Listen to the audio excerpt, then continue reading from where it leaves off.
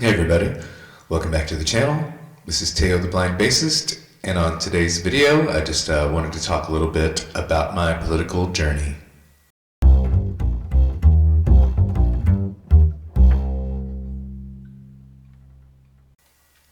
So in the last video I talked a lot about me being a pacifist, first of all, and I think I owe a lot of that to being born in 1975.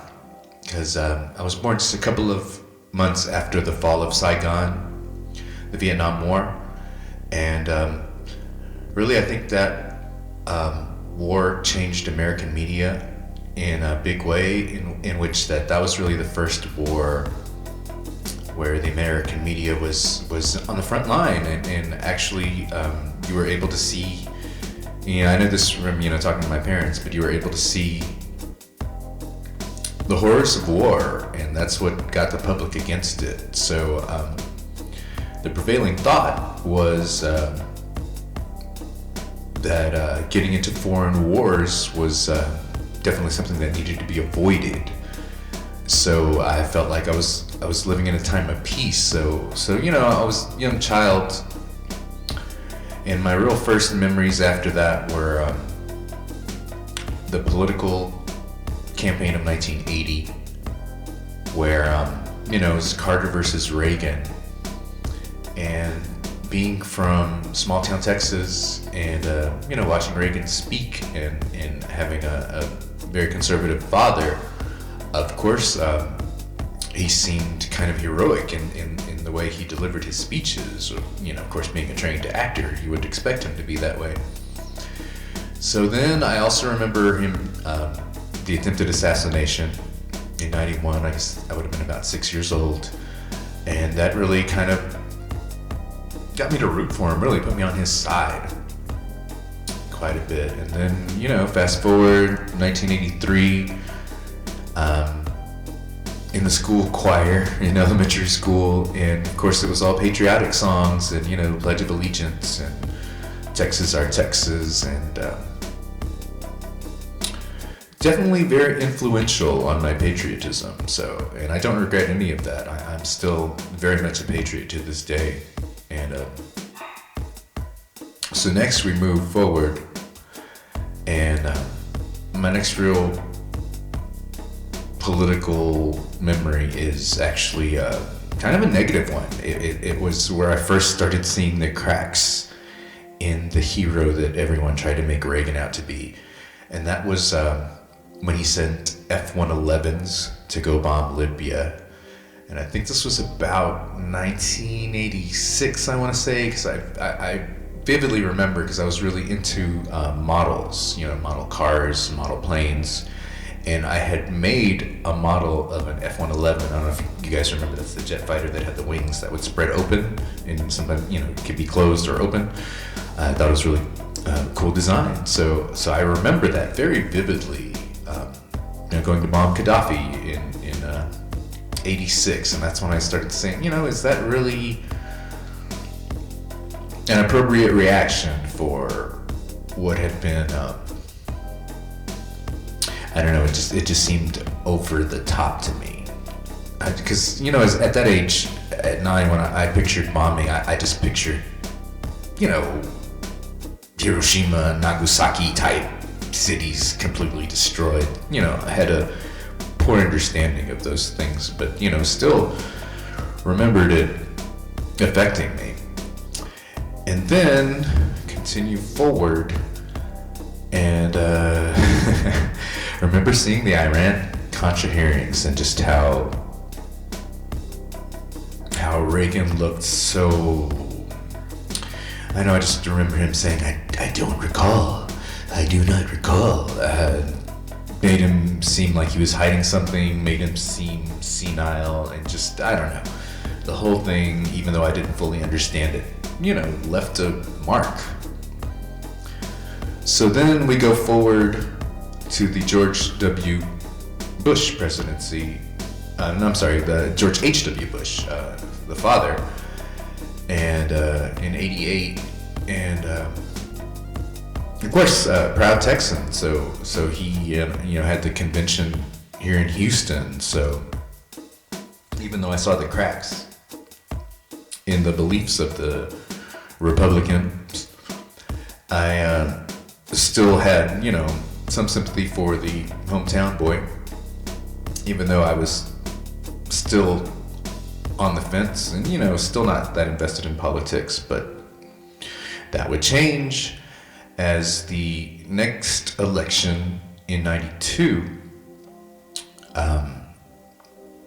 I was by this point, I'm already a senior in high school, a little too young to vote, but still passionate and kind of upset about not being old enough to vote. So that kind of fueled my extra passion to really start getting into politics more, like for really the first time, like really interested in reading news articles, those newspapers back in the day. And actually was kind of disenfranchised with both parties already at that point. So I've been a nonpartisan, I can honestly say, since high school. And the main reason is, again, another Texan, H. Ross Perot, who, just illustrated very clearly how supply-side Reaganomics is just not a kind of economic system that benefits the working class. And I was always lower working class. My mother worked at Walmart. My father worked for the city until his back got too hurt that he couldn't work anymore. So yeah, I was, very humble beginnings. And then from then on, flirted with libertarianism because I liked a lot of the rhetoric,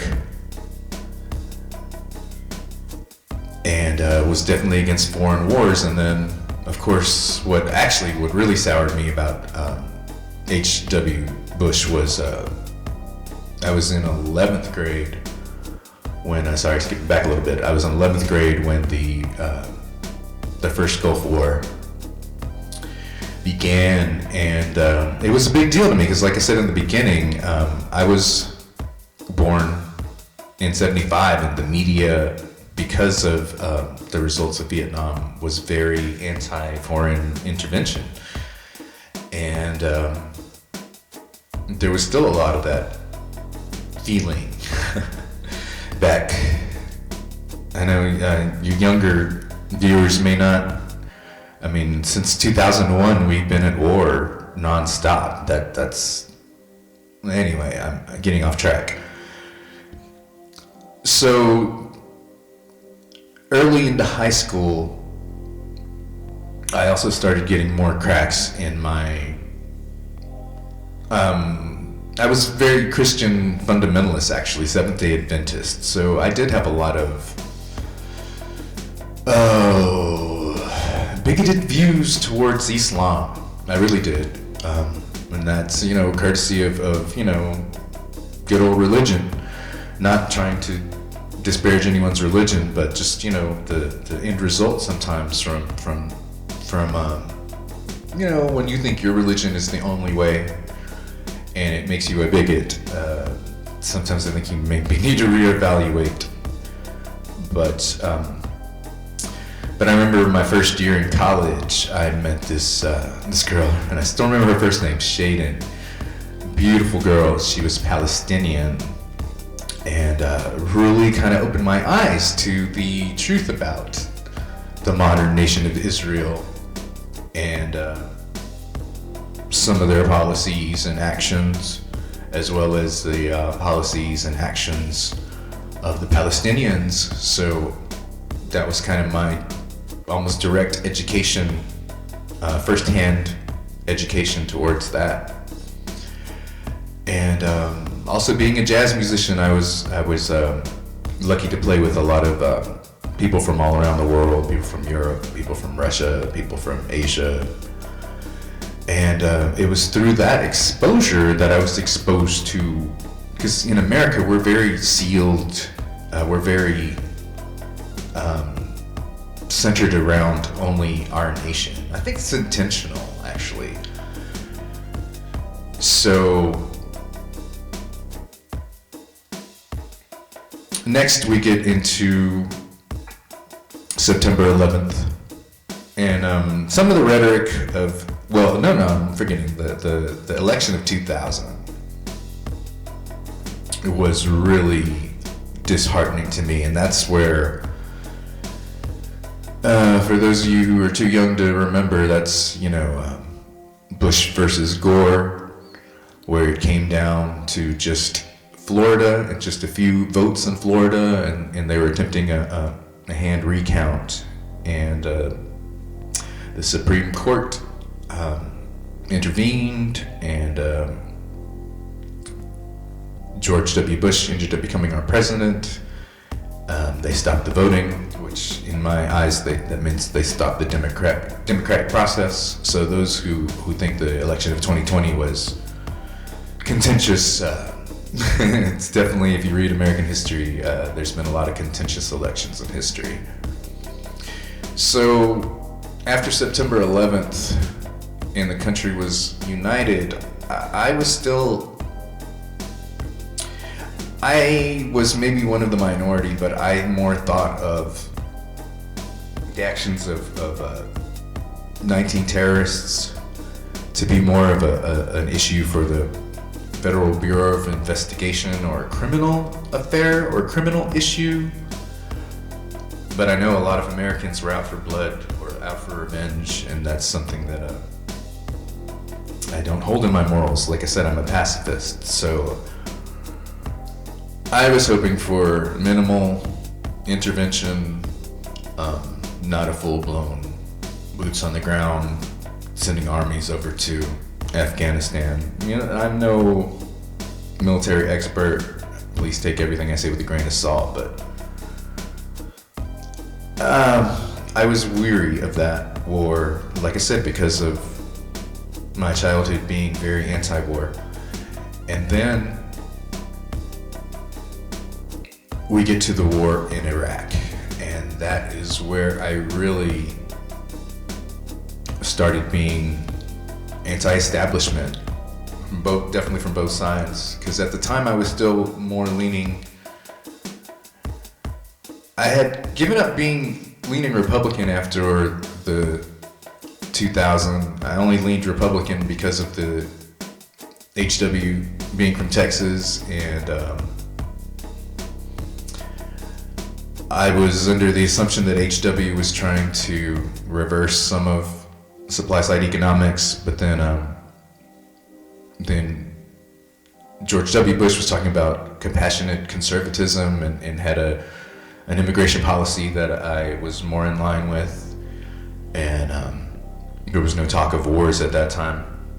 I also liked Gore, though, but I actually didn't vote in that election because I was kind of anti-establishment, but still wanted democracy to prevail.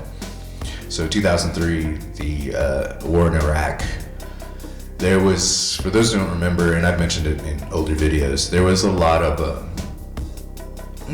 diplomatic means that were being tried, and there was already suspicion of falsities with the reporting of intelligence information.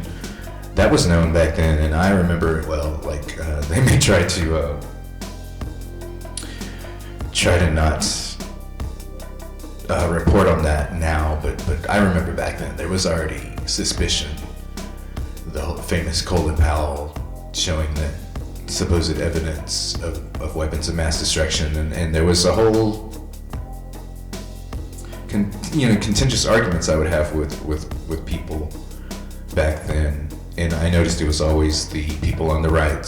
So that at that point I knew I was definitely not even close to being on the right, because I always noticed that